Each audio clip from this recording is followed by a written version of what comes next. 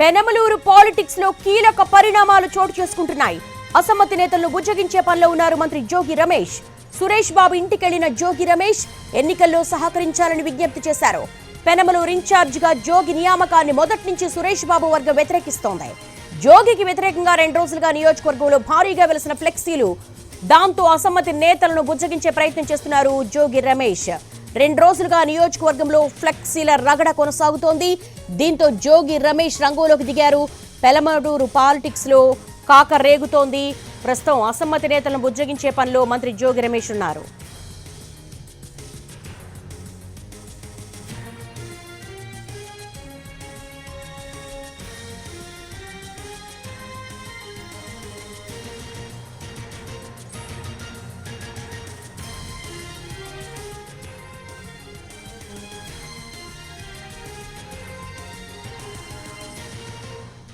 Penamaluru politics లో కీలక పరిణామాలు చోటు చేసుకుంటున్నాయి.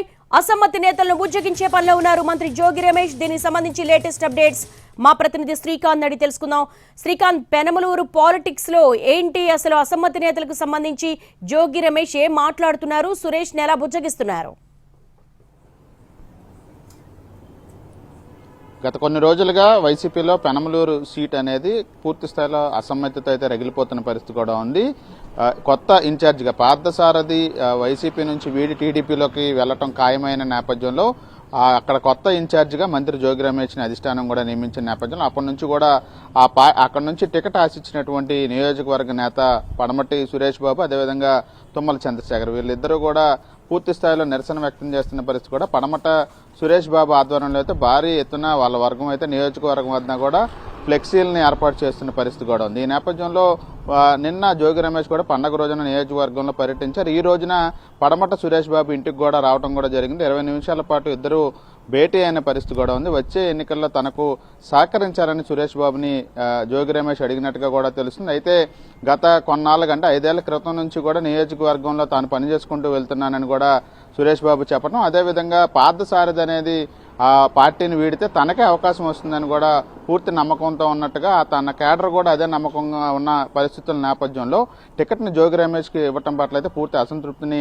సురేష్ బాబు వ్యక్తం చేసినట్టుగైతే మనకు తెలుస్తుంది. ఈ నేపథ్యంలో ఎన్నికల్లో కలిసి పనిచేయాలనే అంశం మీద జోగి ప్రతిపాదన తీసుకొచ్చినా కూడా ప్రస్తుతానికైతే సురేష్ బాబు నుంచి అయితే పూర్తి స్థాయిలో క్లారిటీ అయితే ఇవ్వని పరిస్థితి అయితే ఉన్నట్టుగైతే మనకి తెలుస్తోంది. తన వర్గం నాయకులతో కేడర్తో చర్చించిన తర్వాత మాత్రమే ఒక నిర్ణయానికి వస్తానని కూడా సురేష్ బాబు చెప్పినట్టుగా తెలుస్తుంది. ఇప్పటికే ఆయన కుమార్తె కూడా డీసీఎంఎస్ చైర్మన్ గా ఉన్నారు. ఆమె కూడా ఆ పదవికి కూడా రాజీనామా చేసి నిరసన వ్యక్తం చేసిన నేపథ్యంలో ఈ పొలిటికల్ వార్ అనేది ఫ్లెక్సీ వార్ ఒకవైపున జరుగుతుంది, అసమ్మతి చూపిస్తున్నారు. ఈ నేపథ్యంలోనే జరిగిన ఈ భేటీకి సంబంధించి అయితే ఒక ఆసక్తికర పరిణామంగా చెప్పొచ్చు. మరి వచ్చే రోజుల్లో జోగికి వీళ్ళందరూ కలిసి పనిచేస్తారా, లేదా ప్రస్తుతం ఏదైతే అసమ్మతి వ్యక్తం చేస్తున్నారో దాన్నే కొనసాగిస్తారా అనేది కొంత ఆసక్తి రేపుతోంది.